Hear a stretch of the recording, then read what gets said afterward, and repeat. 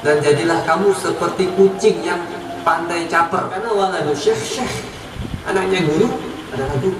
Dekatnya waktu kiamat, ya, ada 50 orang sholat, yang mana tidak ada salah satu pun dari mereka yang sholatnya diterima oleh Allah Subhanahu wa Ta'ala. Banat TV.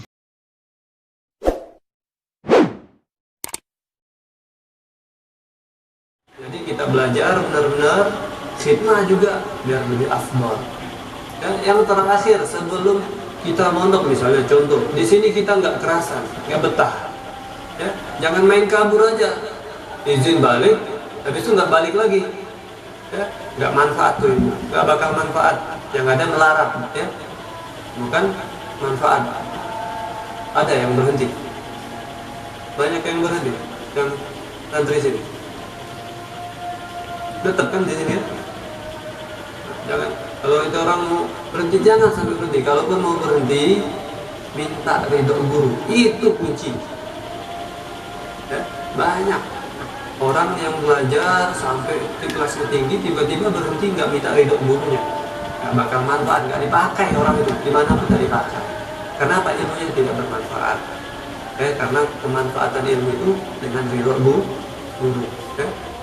Cari terus, kita harus pandai seperti kucing, ya, wafitamalluki gitu, dan jadilah kamu seperti kucing yang pandai caper, ya, kucing. Coba kalian, kalau kita lagi makan, dia pindah ke apa, nanti dia cari perhatian, ngelus-ngelus dia, minta dia sayangin, kita usir balik lagi, kita usir balik lagi.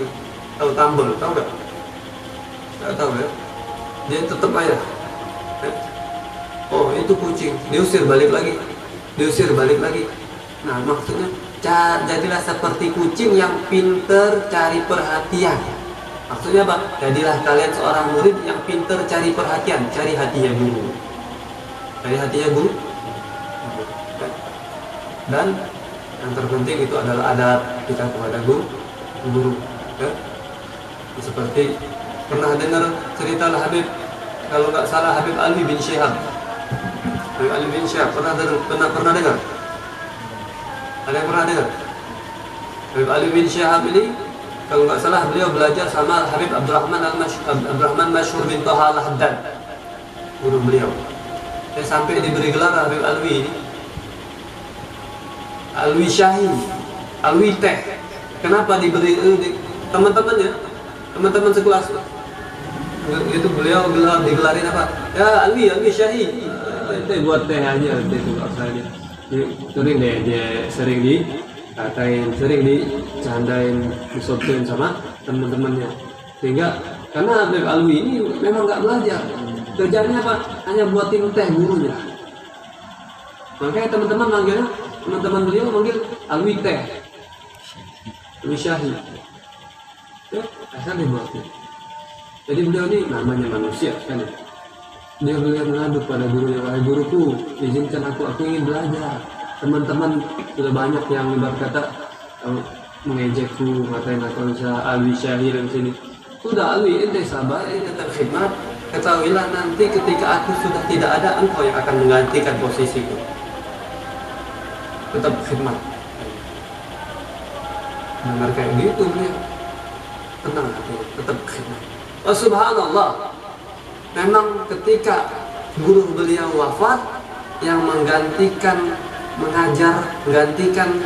gurunya adalah Habib Alwi tadi. Bahkan teman-temannya yang mengejeknya tadi belajar sama beliau. Subhanallah.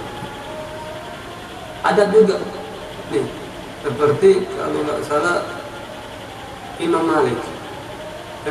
Kalau nggak salah Imam Malik nih, atau Imam Ghazali, lupa lagi. Jadi beliau ini kalau lagi mengajar kayak gini.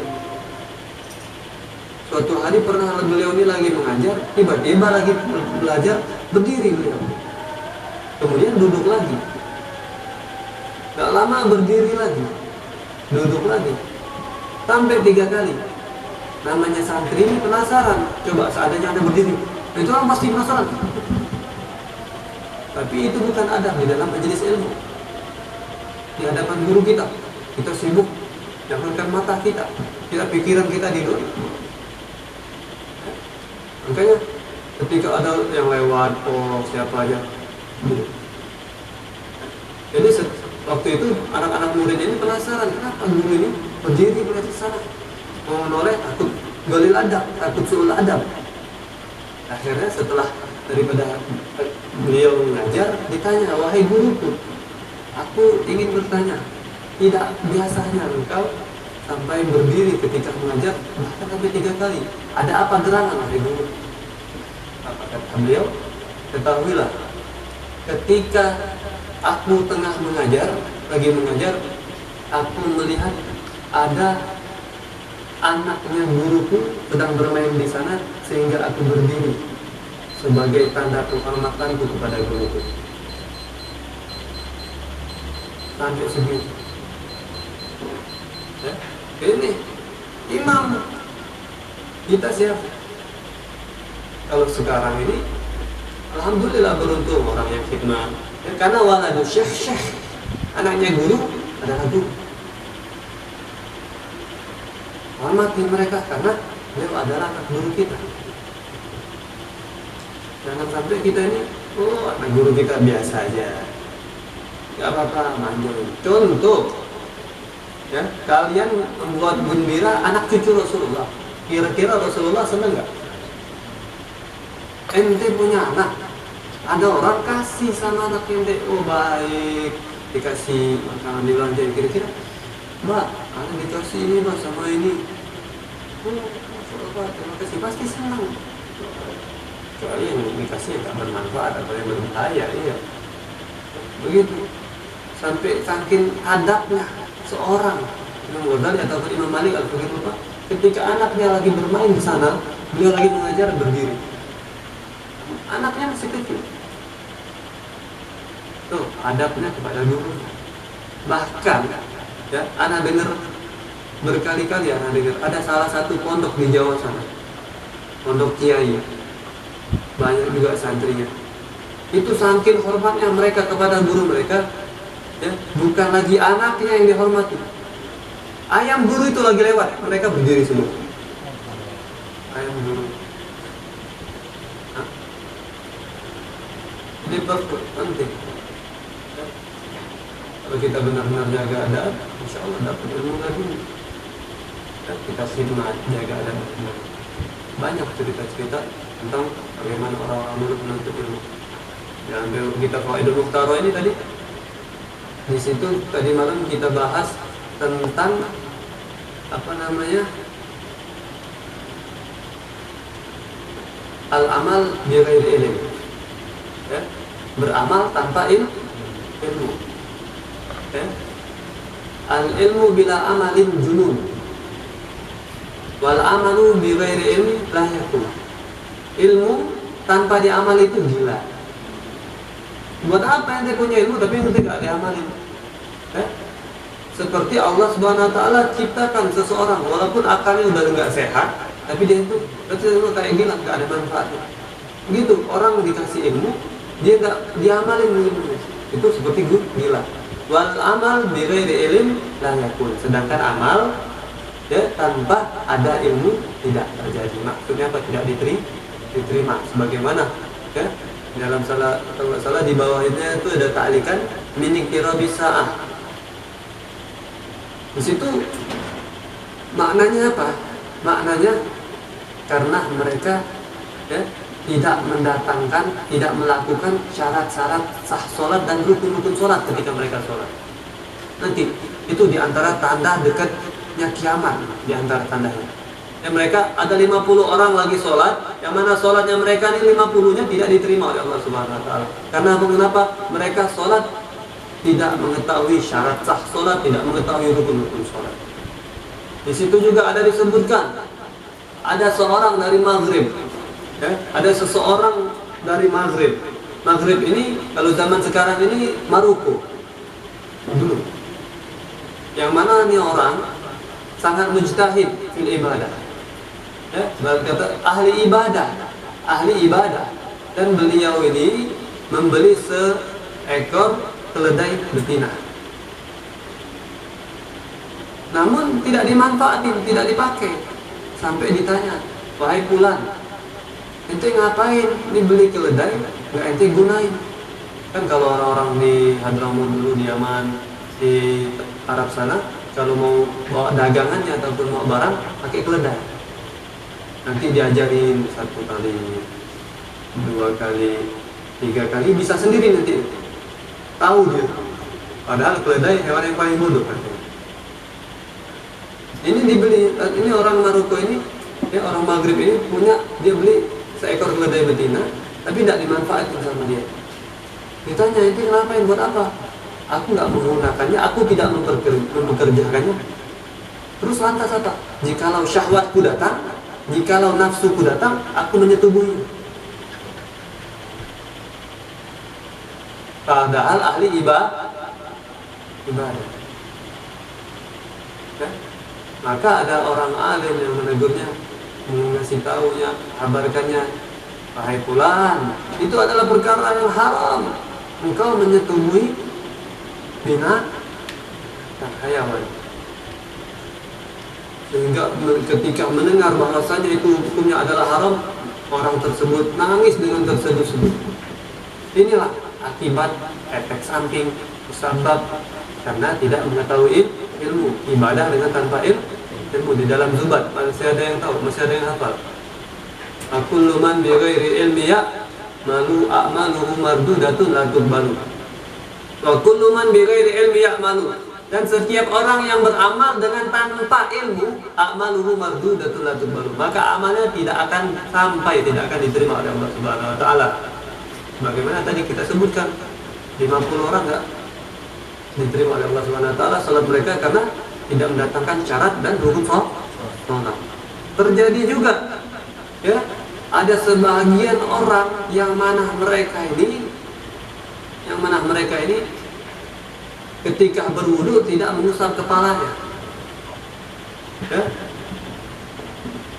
Dan mereka menyangka bahwasanya mengusap kepala atau membasuh rambut ketika wudu itu adalah sunnah. Maka ada orang alim yang menegur mereka, mengatakan ini adalah wajib. Kenapa kalian menyangka ini adalah sunnah? Sehingga mereka diperintahkan untuk mengqadha salat mereka selama 60 tahun. Selama 60 tahun mereka ibadah, tapi ibadahnya tidak sah. Karena mereka menyangka, meyakini bahwasanya membasuh kepala ketika berwudu adalah sunnah. Ada berapa fardu-fardunya wudu?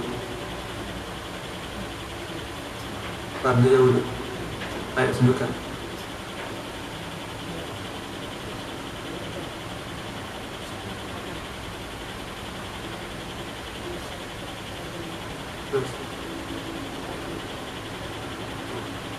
Alhamdulillah, coba kalau kita tanya teman-teman kita yang di luar, mungkin belum tahu. Mungkin dia niatnya kapan nggak tahu. Mungkin dia niat hanya 8 cukup. Itu wudu adalah fil hadas asghar fardhulillah taala. Tapi hatinya kan niat, padahal letaknya di hati. Wa muftarinan bi fi'. Dan qasdu syai' muftarinan bi fi'li. Namanya niat itu bertujuan sesuatu berbarengan dengan pekerjaan tersebut. Jadi sampai kapan? Ketika sudah sampai air tersebut ke kita.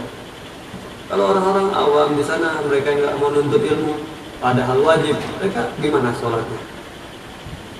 Apakah sah? Lantas bagaimana? Ya belajar, ya hadir majelis ilmu, dan lain sebagainya. Dan ada lagi satu orang, ya, diceritakan juga di dalam kitab Fawaidul Mukhtarah. Nah, ada orang datang ke suatu desa, ya. Pakaiannya seperti ulama. Orang penduduk tadi menyangka ini ulama besar, sehingga dipanggil orang tadi, diminta untuk memandikan jenazah. Dia bingung, mandikan jenazah. Dia nggak tahu ilmu. Disuruh mandikan jenazah. Masuklah dia tempat pemandian jenazah itu, dimandikan.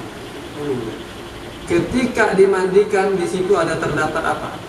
Selokan. Tahu selokan? Tempat apa? Selokan air. Air yang gede. Parit, tahu parit? Nah, ketika mandikan, ini mayit terjatuh di situ dan terbawa air. Kira-kira bagaimana? Orang yang lagi nunggu ini lama, kenapa belum keluar lagi, penasaran. Ketika dia takut, ada orang membuka pintu, mau lihat tadi mereka sudah selesai. Pas dia buka, ini orang takutan. Tapi dia terlintas secara wajib. Saking takutnya, Masya Allah, mayitnya kalian ini wali min auliyaillah. Ada wali. Kenapa? Tadi ketika saya memandikannya, ini diambil malaikat, dibawa ke langit langsung. Itu orang yang nggak benar ilmu banyak itu. Karena itu belajarlah rajin, jangan sia-siakan itu belajar menuntut ilmu di mana wakun mustafidan kula yaumin wa lailatan wasbah minal ilmi wasbah fil buhuri minal ilmi fawaidi wakun mustafidan kula yaumin ziyadatan, dan jadilah kalian itu senantiasa mengambil manfaat kula yaumin wa lailatan, ada yang mengatakan kula yaumin ziyadatan, ya, setiap hari itu kita harus dapat manfaat. Sebagai cerita terakhir di zaman abahnya Al-Habib almarhum Habib Salim bin Abdullah Syatiri, ya, yang mana Al-Habib Abdullah bin Umar Syatiri ini murid-murid beliau itu semuanya jadi wali Allah, ayahnya Habib Salim. Ya, di zaman Habib Abdullah bin Umar Syatiri ada seseorang tua yang mana dia hanya tinggal bersama anak perempuan, ya, hanya tinggal kepada sama anak perempuannya. Namun ini orang tua tidak pernah lepas daripada menghadiri majelis ilmu, walaupun dia hanya mendapatkan satu manfaat, pulang langsung balik. Namun suatu ketika lagi di perjalanan dia buta, orang buta ayahnya, dipimpin sama anaknya, dituntun, wahai anakku, aku mau buang hajat. Dibawalah ke tempat yang sunyi situ. Ketika lagi mau gitu, ayah tunggu bentar, kita ketuk dulu nih tanah, keras atau lembut, ya, karena saya waktu kemarin menghadiri majelis, ya, kalau tanahnya keras itu nanti cipratan air itu, ya, ciprat ke badan ataupun pakaian sehingga jadi najis. Diketuk, oh ini enggak lembut tanahnya. Sudah buang hajat, belum nyampe ke majelis, ayo anakku balik. Ayah, kenapa balik? Belum sampai ke sana. Iya, tadi aku sudah mendapatkan satu faedah dari ini. Sudah cukup baik. Yang lalu ini orang walaupun ngambil satu manfaat. Kira-kira kita selama duduk di pondok, selama kita belajar, selama kita hadir majelis ilmu, banyak gak manfaat yang kita peroleh? Sampai satu orang ulama, bayinya yang masih merah, masih mungkin belum cukup sebulan, dibawa majelis pembacaan kitab Ihya Ulumuddin. Kira-kira tuh bayi paham apa enggak?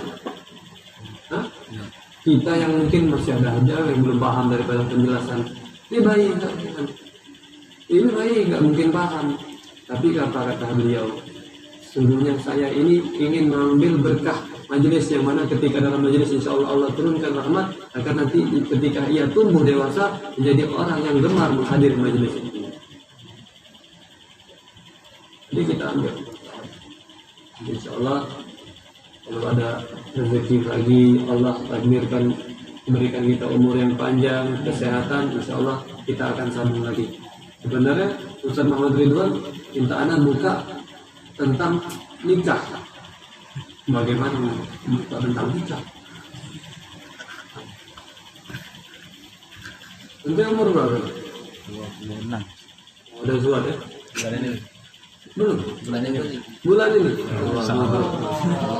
Rabbuna sahil, insyaallah sahala wa jamala. Amin. Allah izzawijak insyaallah bil mar'ah salihah. Amin. Jamila, thayah, mu'addibah, amila, alimah. Amin. Wa yakhruj min kumah yakni Selatan minat bayi. Solihin solihat. Itu juga udah kan? Oh belum, kalau nanti Ana bilangin sama Sanita yang udah lebih 20 cepet-cepet mulai, cepet-cepet dulu. Jangan takut rezeki, mahal jual di Medan. Wali. Jadi yang itu nasihatin terus agar lo kena makaran.